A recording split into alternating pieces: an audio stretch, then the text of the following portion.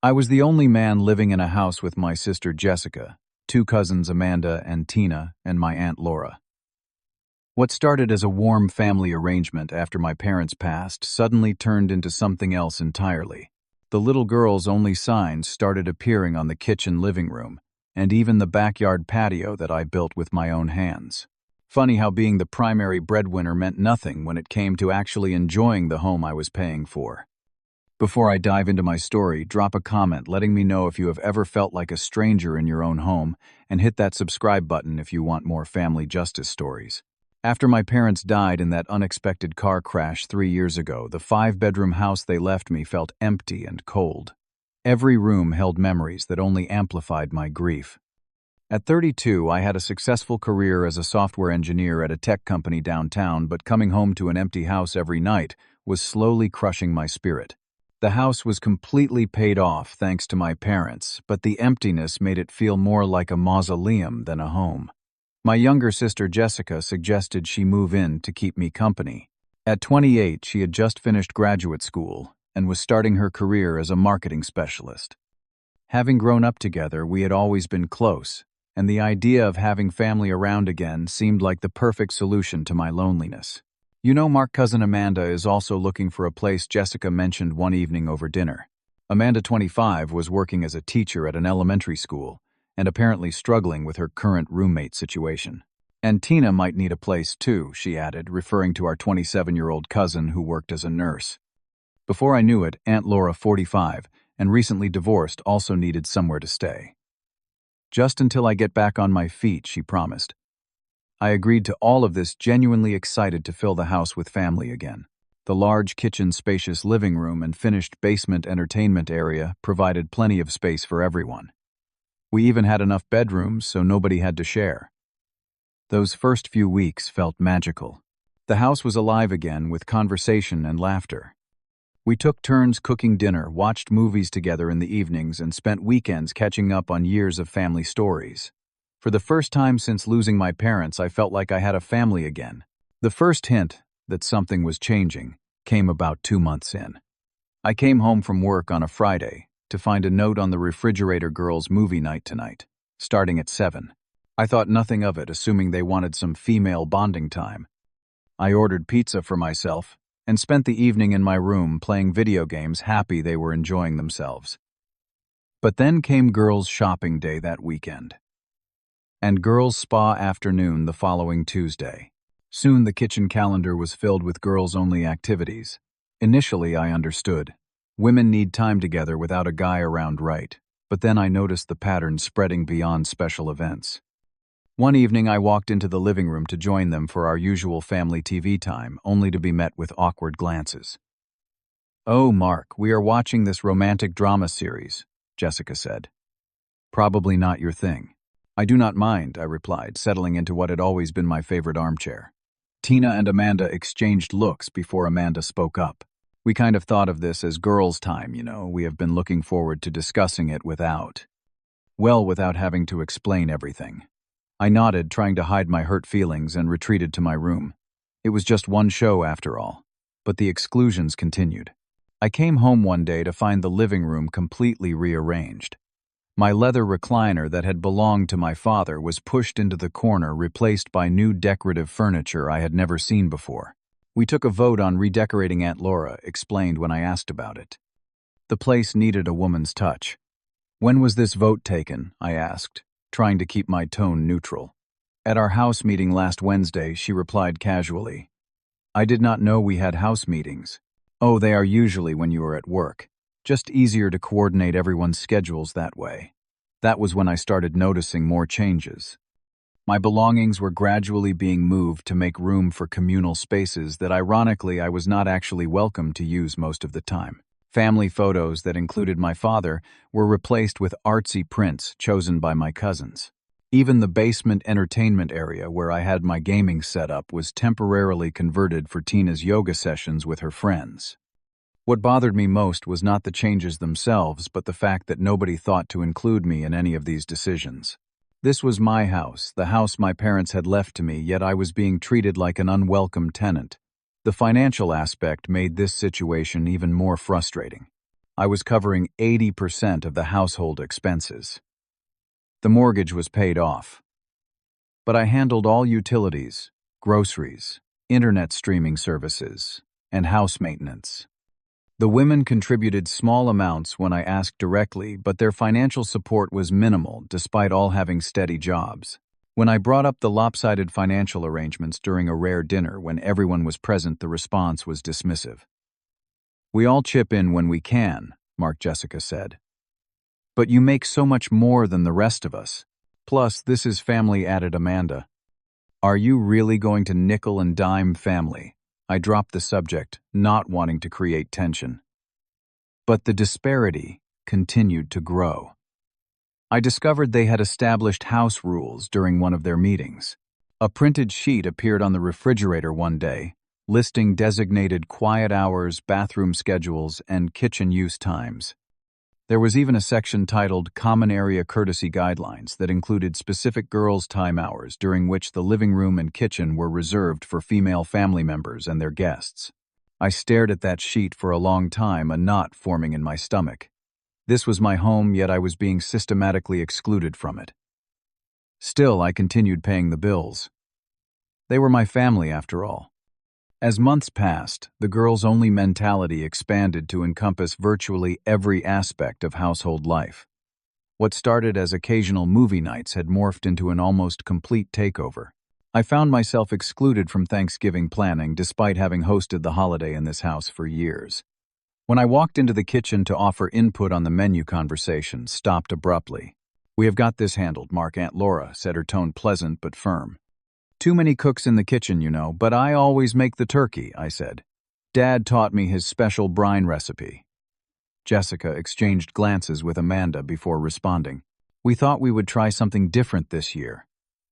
Amanda found this amazing recipe online. I retreated, feeling the sting of being pushed out of yet another family tradition.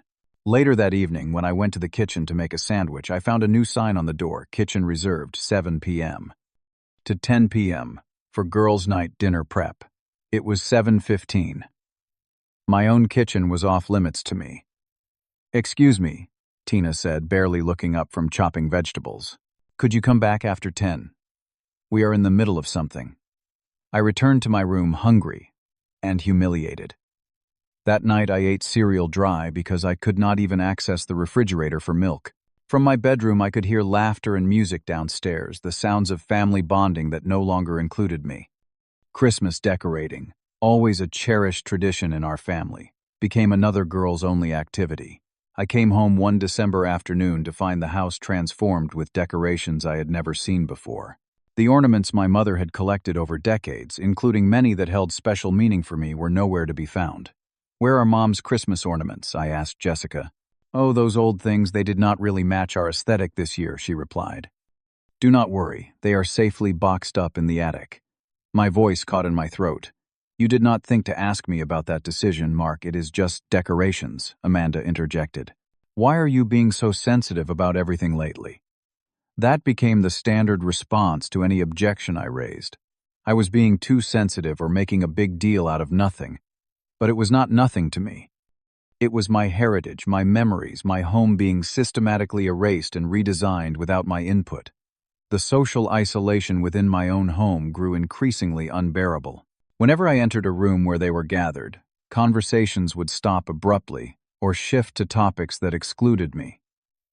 If I tried to join them for a meal, I would be met with awkward silence until I got the hint and left. More than once, I heard Jessica tell her friends over the phone, "No, it will just be us girls. Mark will be in his room." My mental health began to deteriorate. I developed insomnia, lying awake at night, listening to them moving about the house that no longer felt like mine. I started experiencing anxiety about entering common spaces, checking the kitchen calendar first to make sure I was not violating one of their designated times. I began eating meals at odd hours to avoid confrontation, sometimes waiting until past midnight to cook dinner. At work, my friend Daniel noticed the change in me. Over lunch one day, I finally confided in him about my home situation. "Let me get this straight," he said, brow furrowed in concern. "You own the house, you pay almost all the bills, and they have basically turned you into an unwelcome guest. Hearing it stated so plainly made me realize how abnormal my situation had become. When you put it that way, it sounds pretty bad. Because it is bad, Mark.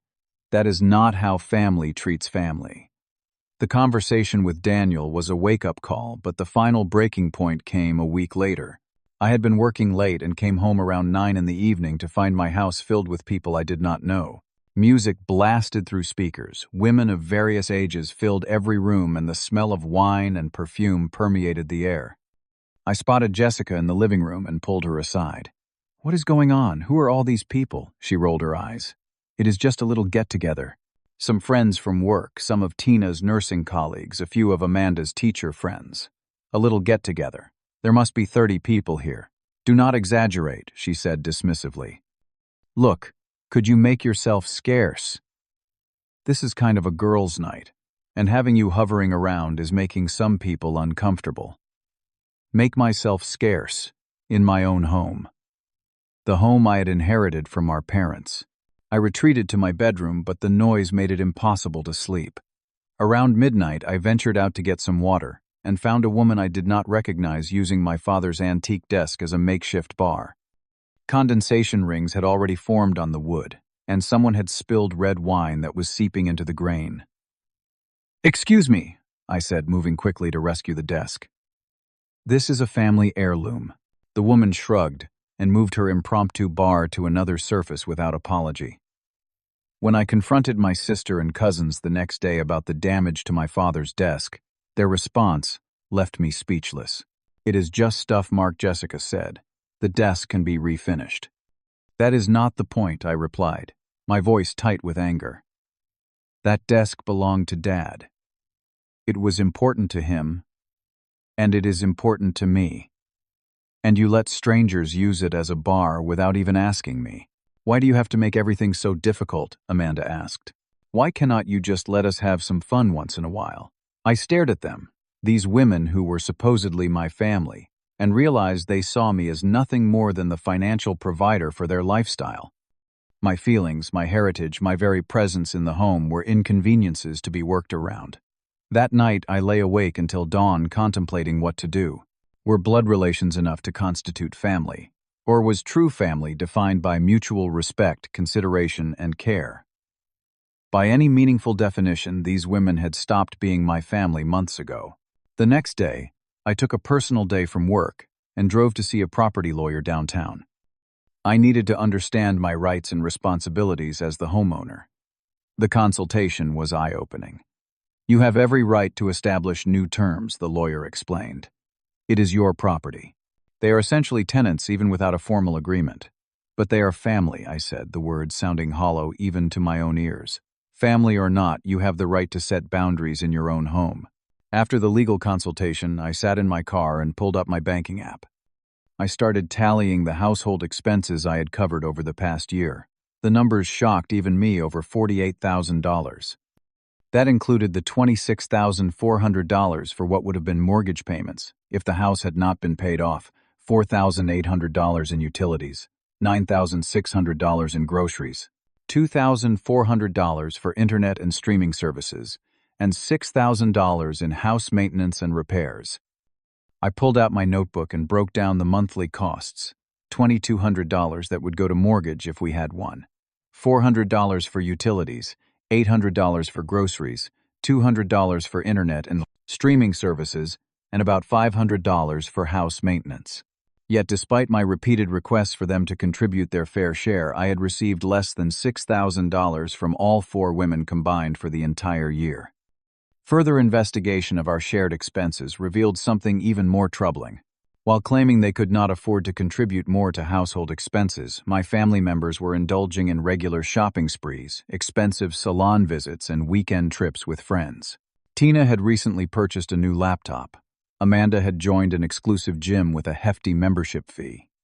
Jessica had taken a vacation to Florida, and Aunt Laura had redecorated her bedroom with high-end furniture. The most disturbing discovery came when I checked my online banking history more carefully. There were several transactions I did not recognize, small transfers and purchases that I had overlooked in my monthly statements. When I dug deeper, I found evidence that my account information had been accessed from devices that were not mine. The betrayal cut deep. Not only were they taking advantage of my financial support, but they had also potentially accessed my accounts without permission. That evening, I contacted my bank and changed all my passwords and security questions. I opened new accounts at a different bank and began transferring my funds. Then I made an appointment with a financial advisor to discuss establishing clear financial boundaries. My next step was to document everything. I went through the house with my phone taking photos of all the girls. Only signs the redecorated spaces, the house rules that excluded me, and the damage from their unauthorized party. I compiled these images alongside my financial records into a comprehensive file that laid bare the extent of the situation. With Daniel's help, I set up security cameras in the common areas of the house. I placed clear notices about the surveillance as legally required, which predictably led to complaints from my housemates. "Why do we need cameras in our own home?" Jessica demanded. "For security," I replied, simply no longer feeling the need to justify my decisions in my own house. I spent the next week drafting a formal rental agreement with fair terms. Each adult would pay an equal share of household expenses based on the actual costs. They would have 30 days to agree to the new terms or find alternative living arrangements. Throughout this process, I set a personal deadline, 30 days, to reclaim my home and my dignity. I rehearsed the upcoming confrontation with Daniel, preparing responses to the emotional manipulation I anticipated. I steeled myself for the inevitable family conflict, reminding myself that true family would not treat me the way they had. When everything was in place, I sent a group text calling for a mandatory house meeting on Saturday morning. The message was met with resistance. "I have plans Saturday," Amanda texted back. "Cancel them," I replied. "This is not optional." On Saturday morning, I set up my laptop and projector in the dining room. When all four women finally assembled, their expressions ranged from annoyed to suspicious. "What is this about?" Aunt Laura asked. "Some of us have things to do today. This will take as long as it needs to," I said, my voice calm but firm. "We need to discuss the household situation." I began by displaying a spreadsheet of all household expenses for the past year, with my contributions highlighted in green and theirs in red. The visual impact of the disparity was immediate. "As you can see," I continued, "I have been covering 92% of all household costs. That ends today. We contribute what we can," Jessica protested. "Do you?" I clicked to the next slide, showing their personal purchases and vacations over the same period. "It appears you all have money for things that matter to you." Next, I played a compilation of video clips, showing various girls' only exclusions them, turning me away from the kitchen, the living room, even the backyard patio. I had captured the uncomfortable silences when I entered rooms, the abrupt changes in conversation, the not-so-subtle hints for me to leave. "This is my home," I said, my voice steady despite the emotions churning inside me. "The home my parents left to me. Yet I have been made to feel like an unwelcome intruder in it." "You are twisting things," Tina said, but her voice lacked conviction as the evidence played on screen. "Am I?" I clicked to footage of the recent party, focusing on the damaged desk, and the moment Jessica told me to make yourself scarce. The room fell silent. For the first time in months, they were seeing their behavior through objective eyes, and the picture was not flattering. "Here is how things will work moving forward," I said, distributing copies of the rental agreement I had prepared. "Each adult in this house will pay an equal share of all expenses. That comes to approximately $900 per person per month, which is well below market rate for comparable accommodations in this area." $900, Amanda exclaimed. "That is outrageous, is it?" I pulled up listings for apartments in our area. A one-bedroom apartment starts at $1,200 plus utilities. "You are getting a better deal here, but only if you agree to new house rules that respect everyone equally. And if we refuse," Aunt Laura asked, her voice cold, "then you have 30 days to find other living arrangements."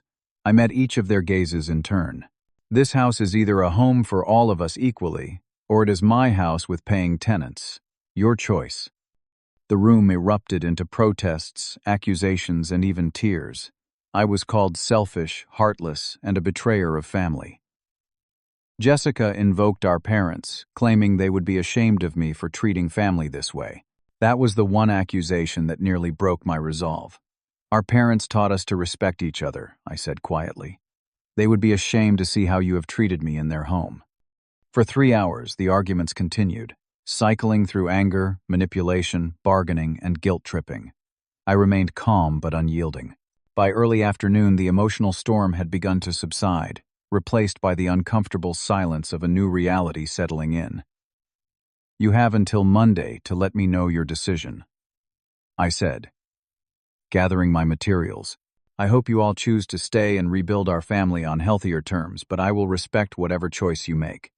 As I left the room, I felt a strange mixture of sorrow and liberation.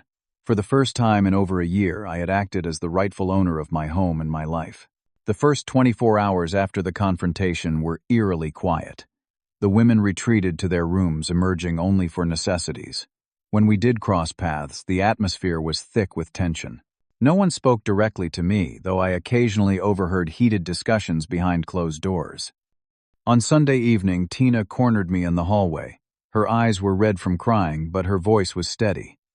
Did you really mean what you said about wanting us to stay and rebuild as a family? Yes, I answered honestly. But only if things change fundamentally. She nodded slowly. I have been thinking about everything you showed us.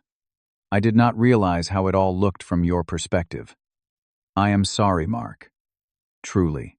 Her apology caught me off guard. It was the first genuine acknowledgement of wrongdoing I had heard from any of them.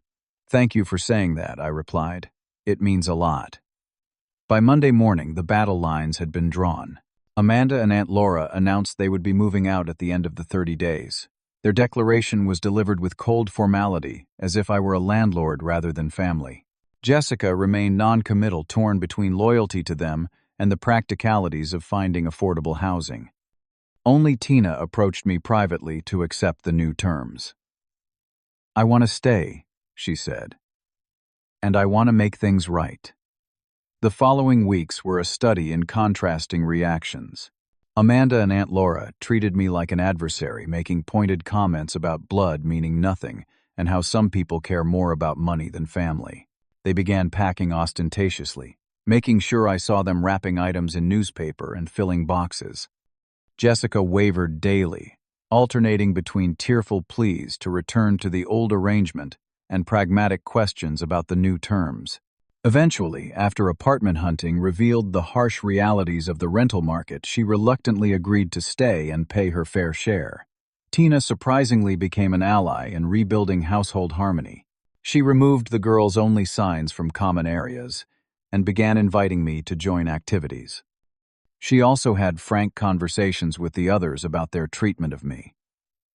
We took advantage. I overheard her telling Jessica one evening, if Mom and Dad had treated either of us that way, we would have left years ago.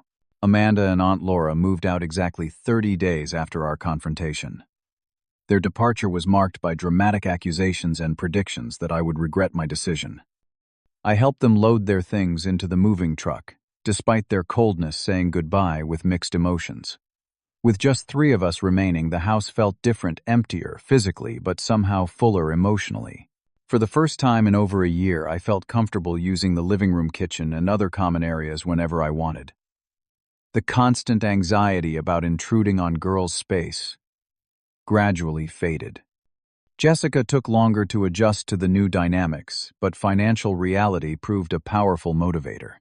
Once she began paying her fair share, she developed a newfound respect for the cost of running a household.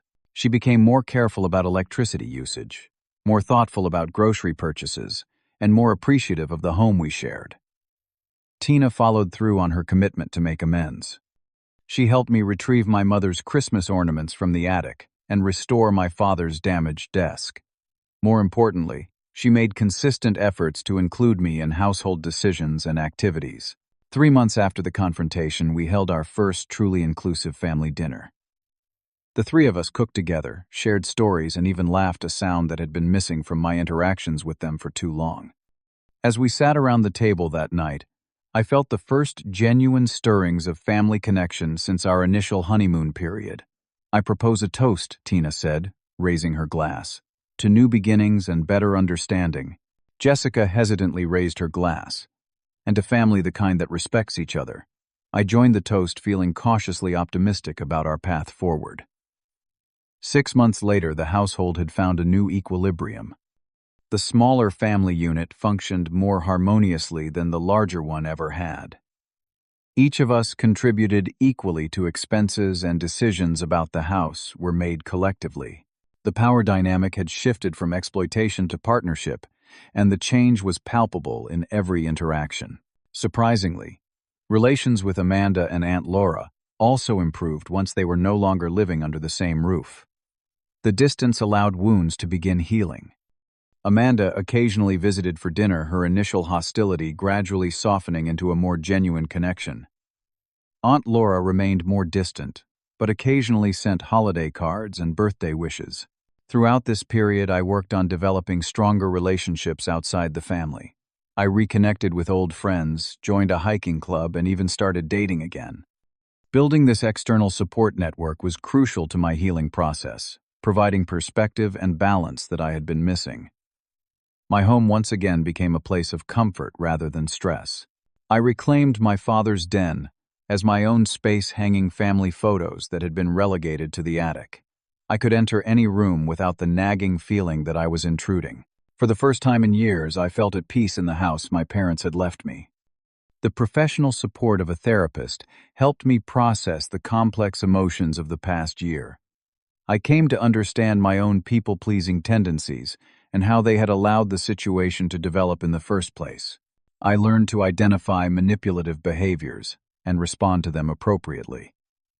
Most importantly, I discovered that standing up for myself did not make me selfish, it made me healthier. One evening, as I sat on the back patio watching the sunset, Jessica joined me with 2 cups of coffee. "I never properly apologized to you," she said, handing me a mug. "I was wrong, Mark. We all were. You deserved better from your family." "Thank you," I replied, the simple acknowledgement healing something deep within me. "I keep thinking about Mom and Dad," she continued. "They raised us to look out for each other. Somewhere along the way, I forgot that included you." We sat in companionable silence, watching the sky turn from orange to purple. In that moment, I felt the presence of our parents, not in a mystical sense, but in the values they had instilled in us that were finally reasserting themselves. The experience transformed my understanding of family. I learned that sharing DNA is not enough to create true family bonds. Those require mutual respect, consideration, and equitable treatment. I discovered that boundaries are not barriers to love, but essential components of healthy relationships. Most importantly, I realized that sometimes the family we create through intentional, respectful connections is more nurturing than the one we are born into. Today, my home is truly mine, again shared with those who value and respect me. Some relationships did not survive the transition to honesty, but those that did are stronger and more authentic than before. I no longer mistake financial exploitation for family obligation, and I recognize that true love never demands that someone diminish themselves for another's comfort. The journey was painful but necessary. By standing up for myself, I not only reclaimed my home but also my sense of self-worth. And in doing so, I created space for genuine family connections to grow. Life continues to evolve, relationships shift, and I remain open to whatever comes next. But one thing is certain: I will never again mistake sacrifice for exploitation or silence for peace. True family lifts each other up rather than tearing each other down, and that is the only kind of family I will accept in my life from now on. Have you ever had to set difficult boundaries with family members? Share your experience in the comments below. If this story resonated with you, please hit that like button and subscribe to hear more stories about reclaiming your power in difficult relationships. Remember, sometimes the bravest thing you can do is stand up for yourself, especially when it feels impossible. Thank you for listening, and may you find the courage to create the family you deserve, whether through blood or through choice.